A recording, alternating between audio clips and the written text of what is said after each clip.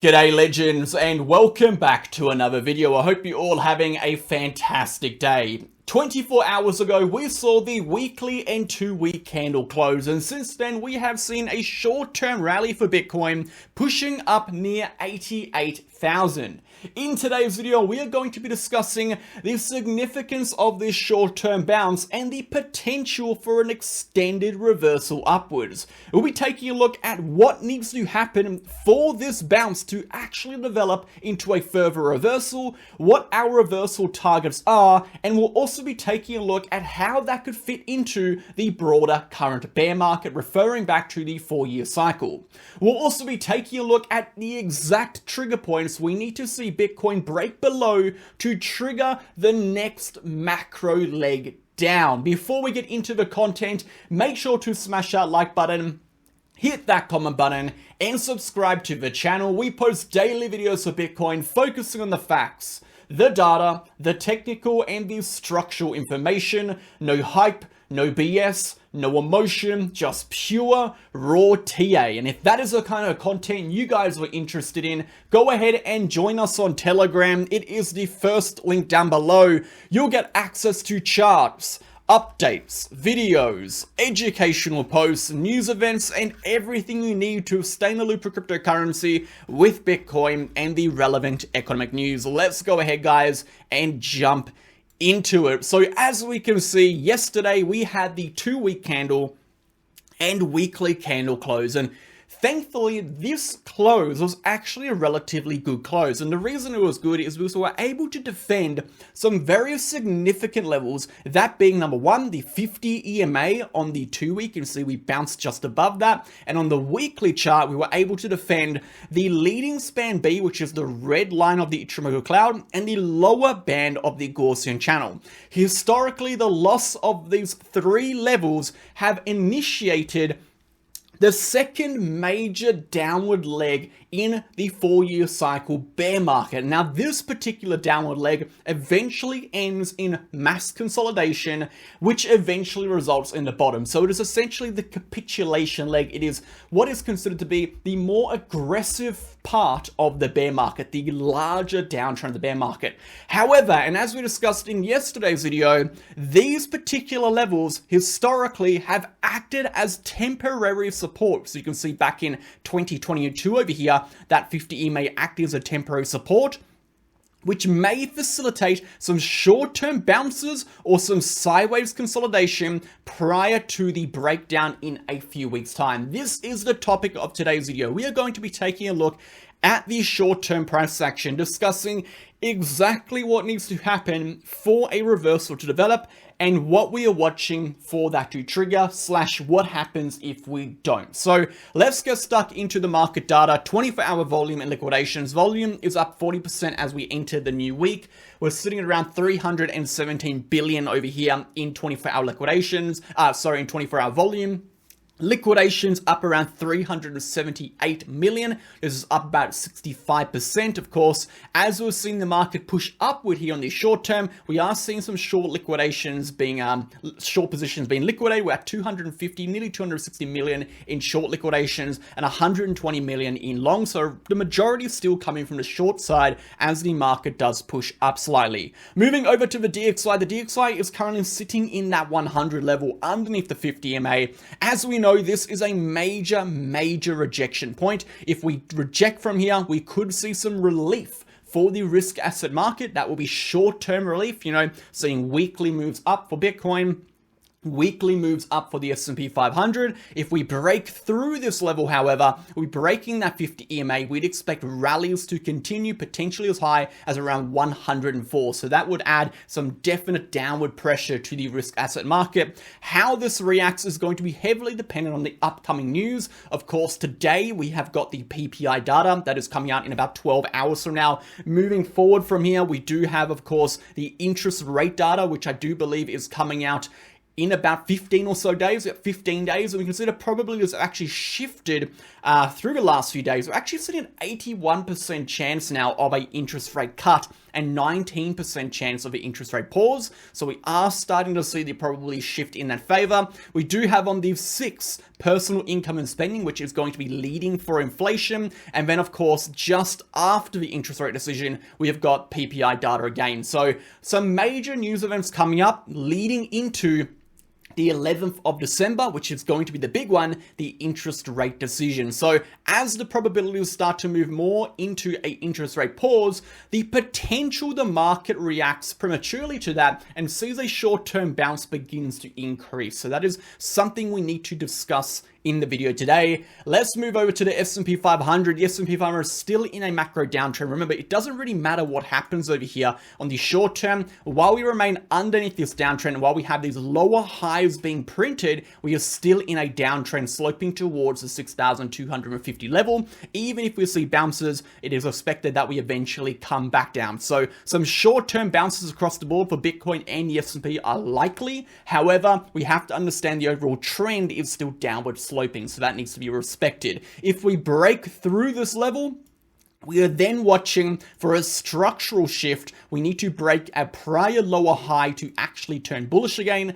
Until then, the trend is sloping downward. So pay attention to that. With that being said, guys, let's jump into our Bitcoin analysis. Before we go ahead and get into it, make sure to sign up to BitGet. BitUnix or BingX, the exchange links are down below. You'll get a lifetime trading fee discount of 15% off all your trading fees.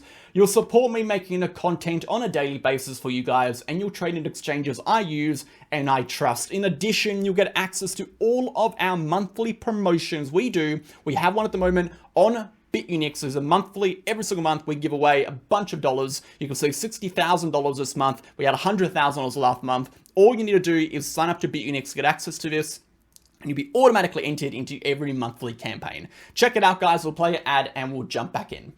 If you are looking for a new exchange or just want to support the channel, sign up to BitUnix with the link down below. You'll get a lifetime trading fee discount of 15%, which can build up to 45% based on your trading volume, as well as access to a bonus reward center, and of course, all of the exclusive campaigns we run on this exchange. You'll also get access to BitUnix being a non-KYC exchange, meaning you can sign up from anywhere in the globe without regulations. And most importantly, I only promote exchanges I trust and I use. As you can see, I trade on BitUnix very regularly, being the highest VIP level with over $500 million in trading volume for the last 30 days. And lastly, if you were interested in signing up to our other two exchanges, BingX or BitGet, you can also do that via the links down below. You as well will get the 15% trading fee discount and everything else that comes with it. Go ahead and sign up. Thank you for supporting. Let's jump back in.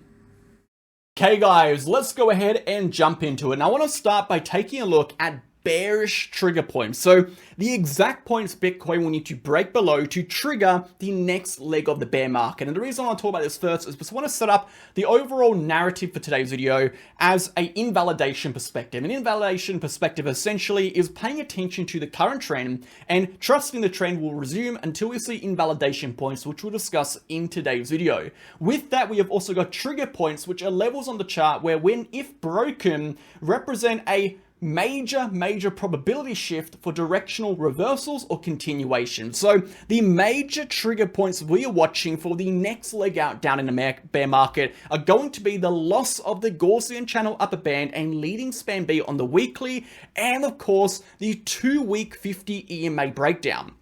So let's talk about why these levels are so significant. If we take a look at the 2-week chart very quickly, and we're going to rush through this part because we talked about it yesterday, the 2-week breakdown on the 50 EMA happened all the way back over here in March 2022. We can see the breakdown occurred. What did we see with the price action? We saw a large correction underneath the lower band of the Gaussian channel, moving into some form of horizontal consolidation prior to the bottom. If we take a look at the 4-year cycle, we can see a very similar pattern has played out in prior cycles. This was a 2014 top over here. We can see the 50 EMA on the 2-week chart. When it was broken, we saw a directional continuation to the lower band of the Gaussian channel. Essentially, we saw this mass capitulation occur, and then we moved into this sideways consolidation, which lasted multiple months before we made an actual bottom.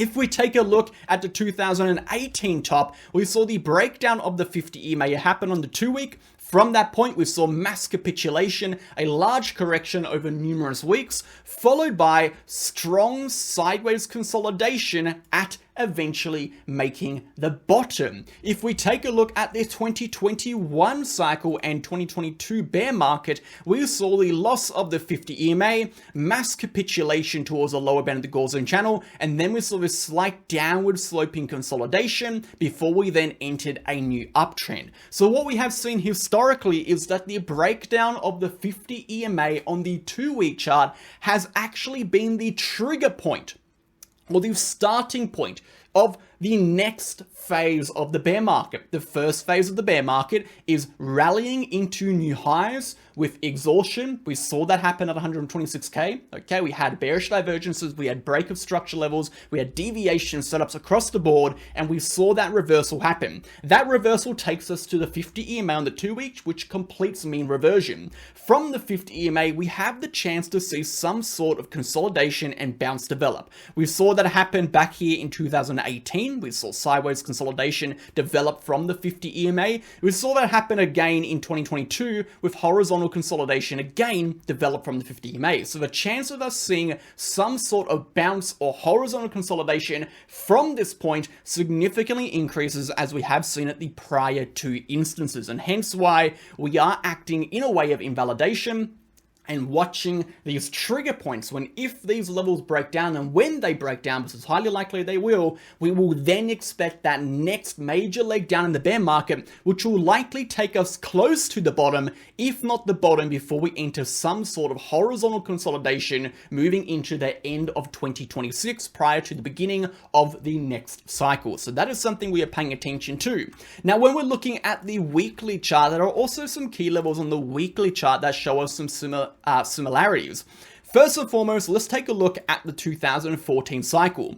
This, of course, the level we are watching is the lower band of the Gaussian channel. The breakdown of the lower band of the Gaussian channel resulted in that large leg toward the downside, which actually made the exact bottom for Bitcoin. If we take a look at the 2018 bear market, when we lost the Gaussian channel lower band, what happened? We saw that large leg down, which eventually actually made the exact bottom. If we take a look at the 2023 bear market, we saw the breakdown of the Gaussian channel lower band, we saw the large leg down, which eventually resulted in the bottom. And what we are seeing again is the price action is retesting and respecting this level, yet again acting as another trigger point. So we have talked about all the bearish points, the breakdown of the lower band of the Gaussian channel and leading span B on the weekly, and the loss of the 2-week 50 EMA will result in the next leg down in the bear market, which will likely end up being the bottom after a period of horizontal consolidation, which will take multiple months to play out.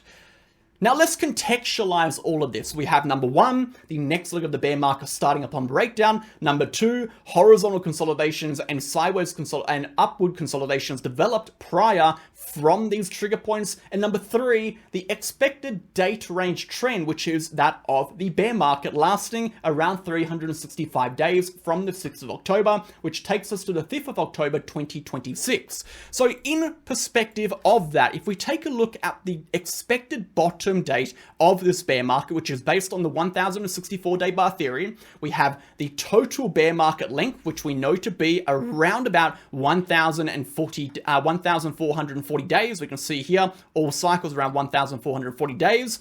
If we minus that total amount off, or we take the 1064 days, which is the distance from bottom to top, and we minus this amount from that amount, we have the leftover amount, which has been historically the bear market and has ended at the exact bottom. So that is how we come up with the bear market length. Currently, that is taking us to the 5th of October, 2026. So we have an expected bottom date for Bitcoin. If we take a look at how the bear market has progressed so far, it has decelerated very, very quickly, or is it accelerated downwards, should I say, very, very quickly in terms of how long we actually have to reach our bottom predictions. Now remember, the bottom predictions for Bitcoin are based on the 2-week Gaussian channel. That is simply going to be when the price breaks below the 2-week Gaussian channel, we enter either a bottom or we see an immediate sideways or downward consolidation, which results in a bottom. So we could expect the bottom to be at the lower band of the Gaussian channel or below the lower band of the Gaussian channel by not much. So expecting 36 to 52,000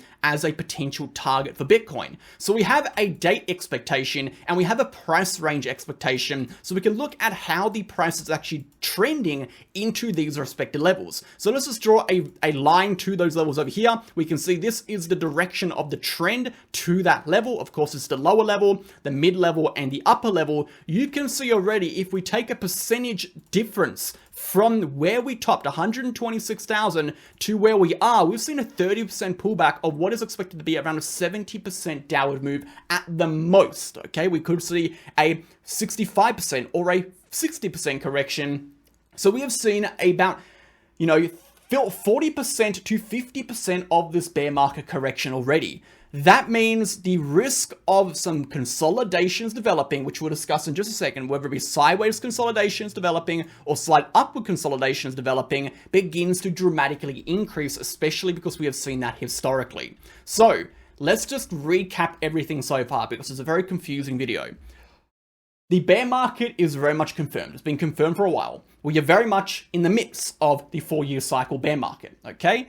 The trigger points or the next legs down act as the 2-week 50 EMA and the weekly Gaussian channel lower band. We need to see weekly closes or 2-week closes below those respective points. The targets for that breakdown would be underneath the Gaussian channel lower band, which would put us into the bottom zone for Bitcoin, where we would likely enter an extended horizontal consolidation. That is the anticipated move for Bitcoin based on what we have seen historically. Now, remember, the market is probabilistic. It is not deterministic. So no matter how much historical data we have, it can never truly predict what is going to occur, only what is likely to occur based on what has historically happened. So although this is what is likely to happen, it may not actually come to fruition, although it has been playing out exactly as historically predicted thus far. So there's something to consider. When we're looking at the current price action, we now know we have tested some major levels of support, and now we see the chance of some bounces like we have seen before. However, what do we need to see to be confident of a bounce? That takes us back to SST. For those of you who don't know, we have S, which is strength. We have S, which is structure. And we have T, which is trend. Strength, structure, trend. This is my 3 golden rules when I look for reversals in the price action, particularly when I look for confirmations of reversals, not front-running reversals. Strength, structure, trend. You need at least 2 of the 3 points to be confident that the probabilities are in your favor, and 3 of the 3 to be entirely confident. So when we're looking at potential bounces for Bitcoin, we have to ask ourselves, how are those metrics shaping up? Currently, the trend is downward sloping. This is a representation of the trend. If we look at the strength, we have downward sloping RSI. Strength is downward sloping. It is negative. And if we look at structure, we have been creating highs and lower highs through the course of the last month and a half to 2 months. We have none. We have 0 out of the 3 metrics suggestive of a reversal. However, what we do see here is we do see some weakening negative momentum. This is a sign that sellers are beginning to exhaust, essentially, for the first time in this downtrend since the 6th of October.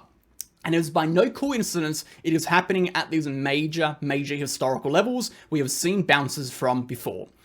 But to be confident we are going to see even but a smaller bounce develop from here, we need to see a momentum shift. If the RSI is able to break through this level, it is likely we push up to 92.5, potentially even to retest this downtrend again before we then see that pullback. And then we move into some sort of horizontal consolidation for a while before we eventually then break down that Gaussian channel level, that 2-week level, and move into that $52,000 to $36,000 level later in around Q1, Q2, 2026. That is a real potential. That is something we are paying attention to. So watch it very closely, guys. The potential for bounces begin to develop over here. We can only go off historical price action. If we're trading this on a short-term basis, we would trade this exactly the same. We took our shorts upon deviation. We'd be looking to exit those and take profits here, watching for potential bounces. If the 50 EMA is then lost, we then look for trigger moves back into lower levels of liquidity, sell-side liquidity on the macro chart. What happens on the short term? It expands to the macro. So how we trade the immediate short term is actually exactly the same with how we trade the higher time frame charts. Things on the short term just happen a lot quicker, and therefore you need to be less hesitant and react a lot faster, but the principles are more or less the same. So at the moment, we have retested a point of support.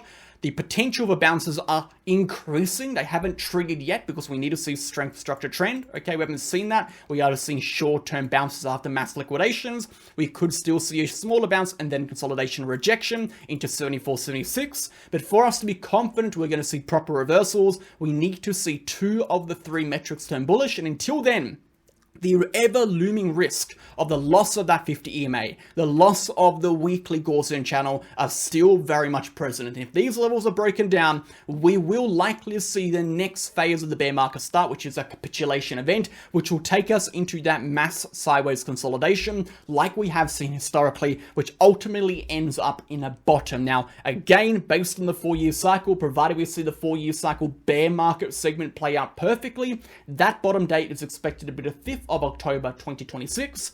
Will it play out? Who knows, right? Who knew the 6th of October 2026 was going to be the top?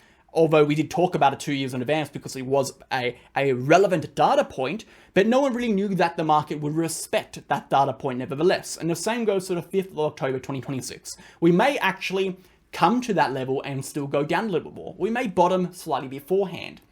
And all that slightly alters the perception of the accuracy of this 4-year cycle moving forward. Now, the one thing is more likely certain is that the 4-year cycle date range trend will not indefinitely continue forever. There will be a break at some point.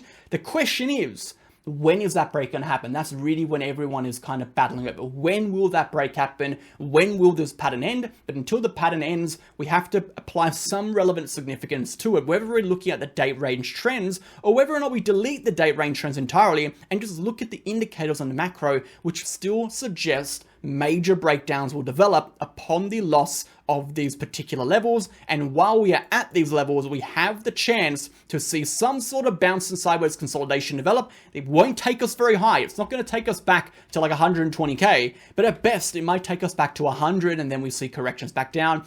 Absolute best, 108,000. That is going to be, of course, the bear market invalidation. So we can't break back above 108,000 before breaking the bear market.